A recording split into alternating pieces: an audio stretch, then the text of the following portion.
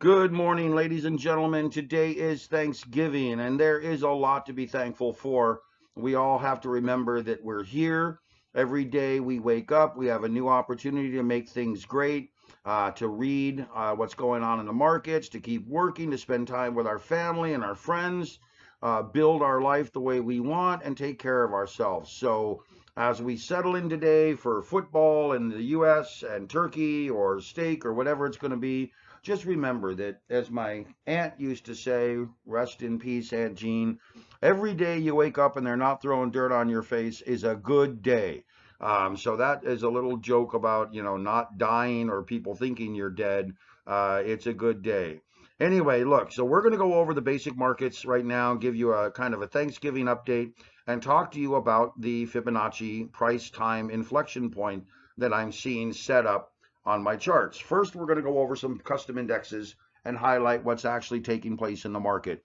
Big news yesterday was that the Fed is talking about slowing down or decreasing the speed at which they're increasing rates. This is a moderately dovish comment from the Fed. We're waiting on new real estate data today. I'll post that up for everyone. It'll probably be later this afternoon. But understand that very interesting how the markets have come down basically 25 to 30% in the US, actually more, 60 some percent in foreign markets, mostly foreign markets, and is now starting to shift direction. So understand that we could be in for a big phase cycle shift with regard to the markets. We could be moving into something that we haven't seen in a while, and understand that we could be moving into a decidedly bullish trend. Now, this custom volatility index works in simple form, but I read it in context with all my other charts. So generally, this is a neutral, this green zone here, moderately bullish trend strength zone. I consider this moderately bullish, kind of neutral, still kind of, call this like, let's say this a bullish melt up bias zone.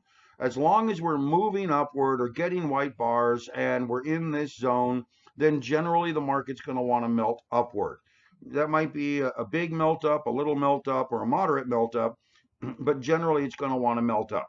Once we start getting up into this 9, 10, 11 phase, which you can see back over here, has historically been pretty strong trending. But we had extreme peaks over here, which prompt downward cycles. So the way I look at it is anything up above 12, 12 and a half, 13 is an extreme topping phase. This is really, pushing the limits of upward trending. Now we can get, this was the COVID speculative bubble. This was the extreme trending back in June, July. This pushed it up to new highs. Volatility will push this higher. But what I'm seeing here now is we've seen this big upward move here. We're above this pink line. We've been up in this area before. If the markets, and I'm going to place this into a caveat real quick, if the markets shift into bullish trending, Santa rally, moving into Q1 expectations, and the Fed pivots a bit, which a Fed pivot would mean that they would still probably raise rates, but maybe not at 75 basis points, maybe at 50 basis points or a quarter, and try to become more fluid to the actual economic environment, then we could see technology rebound. We could see a big bounce in innovation and other sectors. Right now, the S&P 400, the mid cap, and small caps have some really good opportunity. And we could see this move up into the 11, 12 area by end of the year, early 2023, meaning January, February. And this would push us back up into kind of a fairly strong melt up mode. Now, the other side of it is if the markets have reached somewhat of an extreme and they're going to collapse, then we have basically another 3 or 4 weeks of timeline for this to reverse, pull back down. I don't expect it to try to attempt new lows. I think we're kind of beyond that in the US market. I think we've survived what's going on. Granted, the housing market and everything is very slow to react. But if we were to see a pullback, I would urge that we could probably see the 6.5, 7.5, 8 area revisit it again as we continue to apex out here. And the apexing of this chart, you can see the red line here and the purple line, means that we're basically consolidating near lows, likely to see some sort of a breakout move. Could be a breakout to the upside, which is what I'm anticipating, or a breakout to the downside. Now, why am I anticipating a breakout to the upside? Because I see the markets just like a 2002 to 2005 setup, where we had gone through a dot-com excess phase. We had unwound the excesses of the market. We still had a ton of money and a ton of opportunity with regards to the new technology sector. And this was in, again, late 90s, early 2000s. We had a housing market collapse in 1999 that really kind of wiped out a lot of investors in real estate. I had friends in real estate, and they were making good money in 97, 98, 99, and then everything kind of crashed in 2000 with the dot-com bubble burst. But what happened after 9/11 in 2001 and after this bubble burst was that we entered into a period, after about a year and a half, 2 years, we entered into a period of a moderate melt up in the markets. The S&P and the NASDAQ moved higher, and gold moved higher at the same time. And what happened is there was basically a transition. All this capital that was moving around in the technology sector and the US stock market transitioned, and it moved into safety, into gold, and it moved into more traditional assets, assets that would produce dividends or had safety or had strong consumer demand or moderately strong earnings. I call these the consumer staple products, the toilet paper, toothpaste, and socks kind of underwear scenario. And could be where we're at right now. We could be moving into an early stage accumulation recovery phase over the next 6 to 7 months as the Fed tries to deal with combating inflation. Inflation is decreasing. We've started to see decreased inflation now. Numbers are coming down, which is going to happen.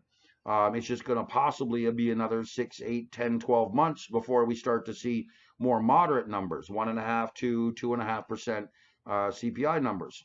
But with regards to the way the markets are moving, we're moving into what looks like an attempted bullish Santa rally towards the end of this year, moving into Q1 2023. So now let's take a look over here at the gold custom trend index.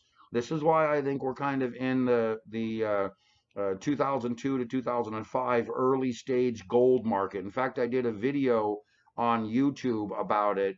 You can go to my YouTube channel. Let me see if I have it here. Go to my YouTube channel here, and it is right here. The gold and metals enter new rally phase 4 days ago. You can go here and pick it up. Like I said, there's a lot of great content here for you to get. I also recommend this one. Let me move this over. I also recommend this one, the special update global assets. I did this 8 days ago. Everybody's kind of freaking out about, where's all this new accumulation going to come from? Well, we've got what you don't understand.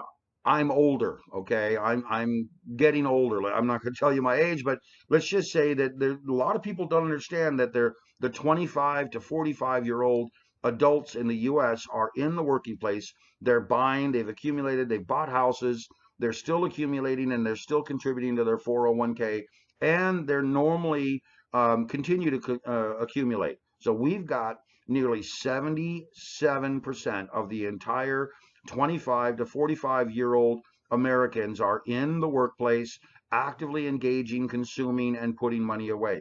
This money is going to flow back into the United States stock market in the form of weekly and payroll contributions and investments. So understand that we're likely to come out of this over the longer term very, very healthy and possibly moving higher.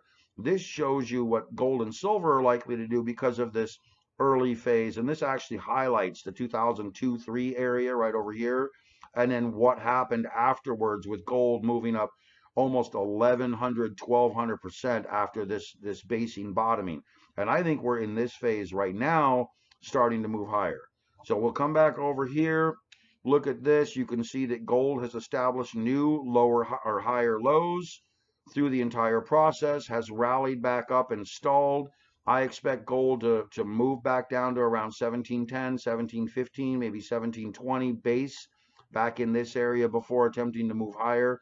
And this will really send a focal point into gold and silver and precious metals over the next 5, 6, 7 months. So get really ready. We're really starting to see this anchor into a 2002 to 2004 or 5 base. And if you remember, after that time frame, we had a huge market melt up uh, in in the U.S. stock market and in metals before we reached the peak in 2008 and 9. So we may have another 4 or 5 years to go before we reach a major peak. Lastly, let's take a look over here at the U.S. Custom Leading Index. This is a new custom index that I've been following. It works very, very well because it leads the market by about 3 to 5 weeks in most cases, sometimes longer. For example, we topped out over here back in June 2021, rolled lower into the new low over here, establishing a new Fibonacci price low. We did so back over here as well, but we rotated a bit higher here, then failed. And at this point, we kind of knew that the market was failing and moving lower, and this was the big breakdown that moved us into this downward trending. At this point, ladies and gentlemen, we are above this high, we are above this high, and we're soon to potentially be above this high. We have confirmation short term that the market trend is bullish. We've got this basing bottoming off of this low extreme with standard deviation. Fibonacci price theory tells us short-term trend is bullish. This is a weekly chart. We've cleared a couple of highs. We do need to see this unique standout high be taken out. So understand that before I could go ahead and call long-term bullish, we need this to be taken out to the upside. But we're in a solid uptrend. And this is what people don't understand, is that we've actually broken the channel. We're now in an upward trend. We're hooking upward. We have enough confirmation to say short term we're in a bullish mode to the upside, but we still need to take out this standout high right here. This would be very critical in Fibonacci price theory to understand that if we can take out that high, then longer term we're in an uptrend and it's going to continue to move higher. Okay. Now, what I wanted to do is come back over here and come back over here and highlight and I'm going to spread this out so you can see it. And there's a lot of junk on my charts, but again, I use multiple analysis techniques to figure out what's going on, and I use my custom indexes as well. But with my Fibonacci price modeling system, which is what we're looking at right here, whenever these two indicators or any two, the lowest on the upside and the lowest on the downside align. So understand that we've got this one here, this blue line going up, then we have the red and the green lines going way up here. Whenever these align like this, okay, we're getting very close to what's called a Fibonacci price inflection point. And the way I understand the markets to work is they will enter a cycle phase. They will operate within that phase, which includes a frequency, an amplitude, a price volatility. Generally, think of it as think of it like a song shifting, or a DJ shifting from one song to another. The beat might change, the tempo might change, the bass chord or tune may change. So you might go from one slower beat to something faster to something more moderate, and of course the energy level may change. So what we're doing now is we're getting very, very close to a cycle shift. This is a daily chart on the ES, and I believe we're getting extremely close to a cycle shift. And I believe this cycle shift is likely going to move us up into this area.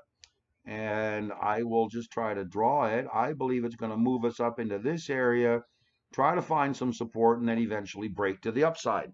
And I believe that's going to happen possibly before the end of the year and start to really accelerate to the upside.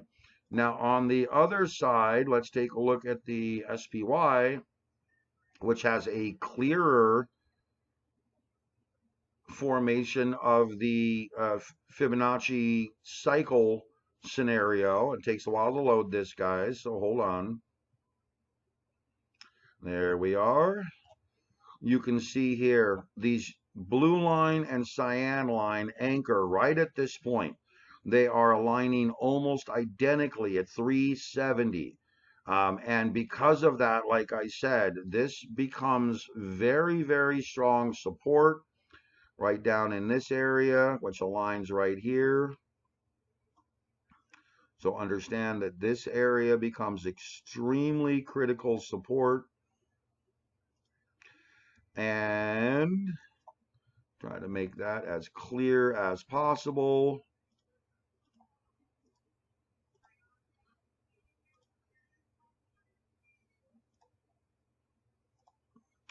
And I believe we are going to see this critical support level cause the markets to shift and move upward into this 420, 415 area before eventually rallying above 430, 435 on the SPY.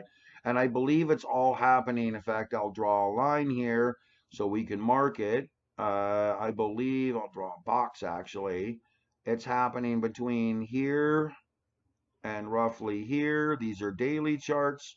So this would put us into like December 7th. This area is going to be a cycle shift is what I believe is going to happen. We are going to shift away from this basing bottoming mode into an acceleration mode, and I believe it's going to be an expansion mode to the upside, which means that we are going to see some potentially very large, let me move this to weekly. I believe we're going to see some very large expansion potential here going forward, and I believe we're going to be looking at a rally phase back above this 420, 435 area, which again, this becomes our critical price high. You can see the Fibonacci, the green line and the red line right across here. This becomes our critical level going forward. We have to get above this level if we are going to see any continued upward trending. And that means that based on Fibonacci price theory, we need to get above this 433 level roughly on the SPY, and then we can see some real melt up potential to the upside. And that's where I think we're headed. I think we're moving from where we're at up to 420, 425, 430, and then we're going to start to try to test this breakout. This may be in January, say January 20th or 30th, when earnings really start to kick in. Okay, lastly, I wanted to highlight some of the capability here with the dynamic adaptive modeling system. This is what I call my adaptive dynamic learning predictive modeling system. And the way it works is we can pick any time frame, like right here. If we could pick like this bottom right here, and we can say, okay, show me what you think is going to happen based on what you've learned. And now remember, this is looking back, it's looking forward, but it's mapping historical, technical, and price data. So when I ask it for an analysis, this is telling us right here, this bar predicted that the markets would move downward over time. This next bar predicted an upward move like this. And this next bar predicted an upward move, then downward move. Now they're color coded. Yellow means positive from where it closed here. Light blue means negative. And white means relatively neutral, meaning it hasn't moved outside of the range yet. And then right here, we can look at predicted up. Now these are the ranges. So this shows you where it upper range and lower range moving forward.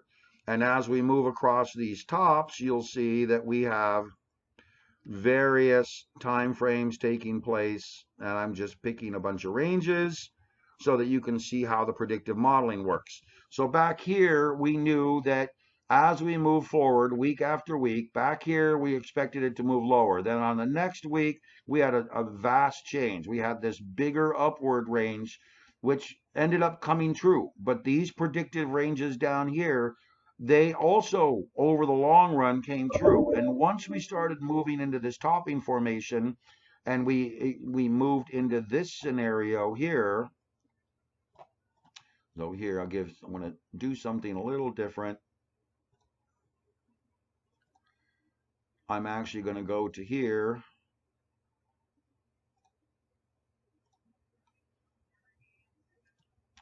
And we're going to kind of take a look. So understand that I'll take a look at these charts. Boom, boom, boom.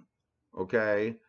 This is where we had our predictive modeling, was showing us what it thought was going to happen up to these points in time. So we had the ability to move to see that we were predicting upward trending. Now we get the new bar and we ask for that one. The new bar predicts downward trending. Now we have these are still valid, but the new bar is telling us, the new bar presents the most recent data that we are expecting downward trending here. The new bar now predicts, and this is daily. Oops, I got to make sure I'm doing this right. So now it's going to be done weekly. So we come in here, let it load. Boom, boom, boom. There's our predictions. Okay, this is basically predicting upward trending.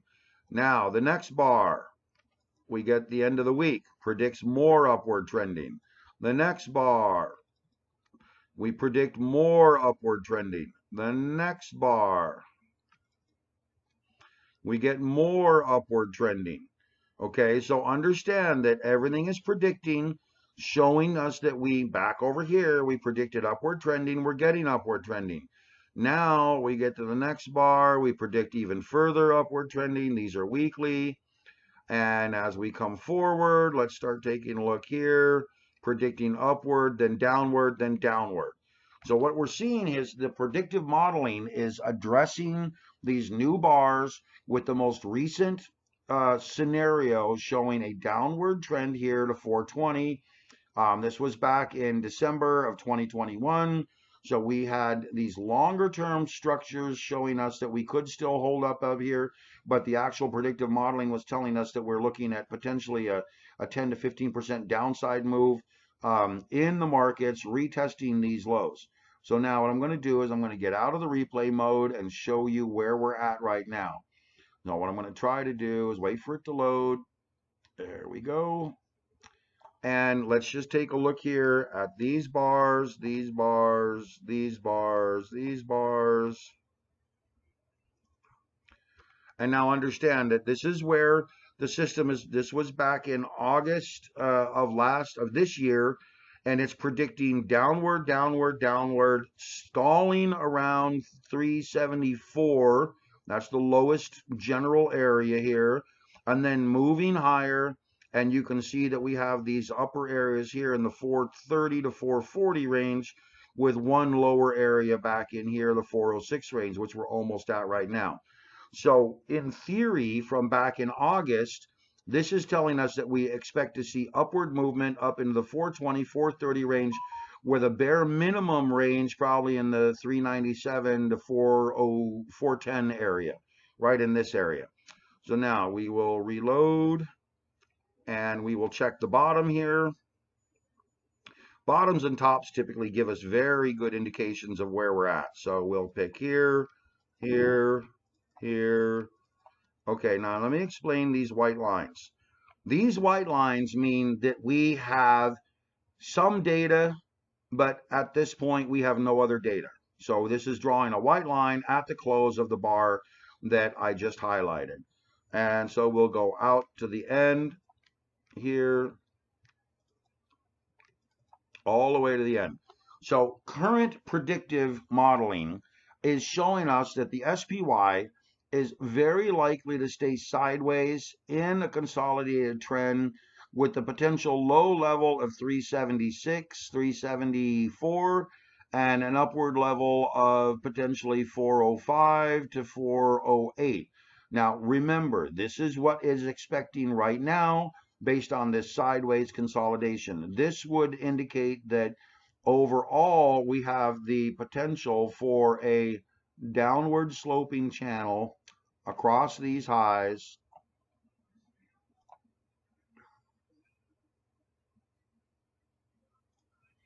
to eventually be broken and possibly consolidate within this channel range. Okay, hypothetically, these bars here are telling us that we have a potential upward spike to take place right over here.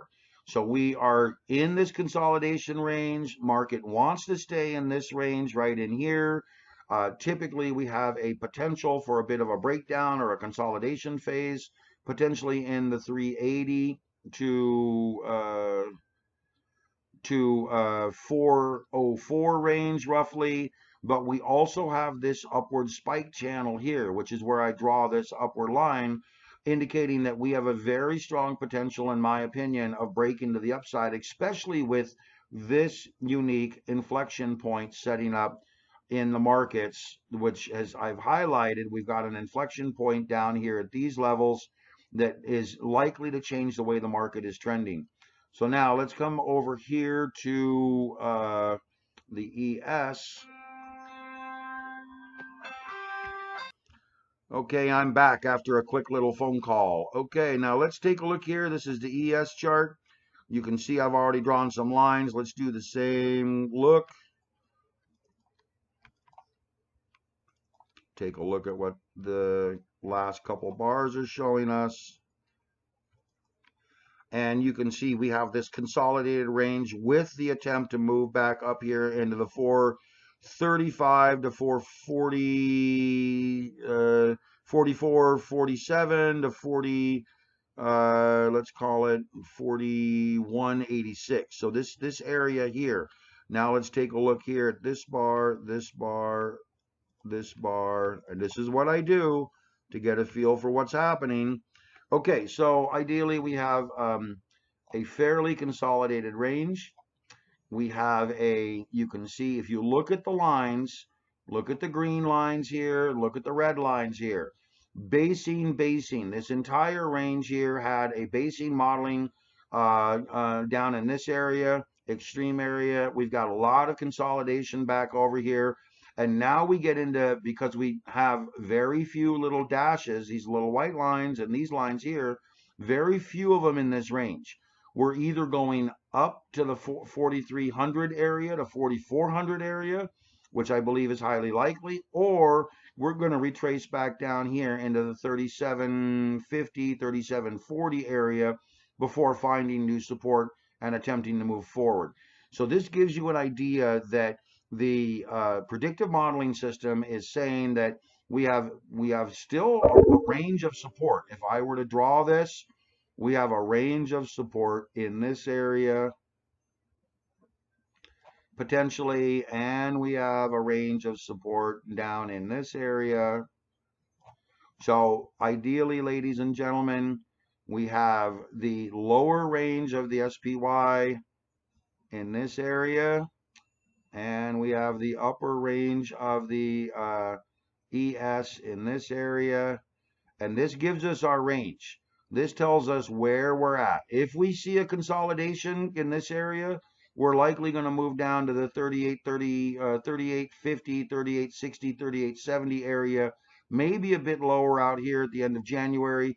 But if we see the expansion to the upside, which is what my modeling system is predicting, then we're going to be looking at 4,300, 4,400, maybe a little higher before we roll back over, try to find support, and then attempt to move higher. So we've got a really good chance right now, ladies and gentlemen, and I'm going to just draw this,